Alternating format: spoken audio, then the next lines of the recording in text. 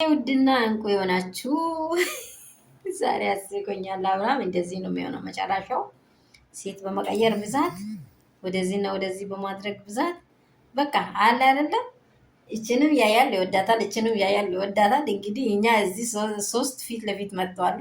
ከኋላ ግን ብዙ ሚሊዮኖች እንዳሉ አይታችኋል አይደለም። በቃ አርግዟል ማለት ነው። እያንዳንዱ ቦታ ላይ እየወለደ እያንዳንዱ ቦታ ላይ ልጅ እየጣለ እያንዳንዱ ቦታ ላይ ዘሩ እየተካ እኔ እንጃ ኢትዮጵያን ለመውለድ ነው ፍላጎት የአብርሽ ማለት ነው ውዶቼ። ነው የአብርሽ መጨረሻ ቤተሰቡ ላይ እንግዲህ የሰው ብዛት ተፈልጓል ብዬ አስባለሁ። የሰው ብዛት ተፈልጓል ብዬ አስባለሁ።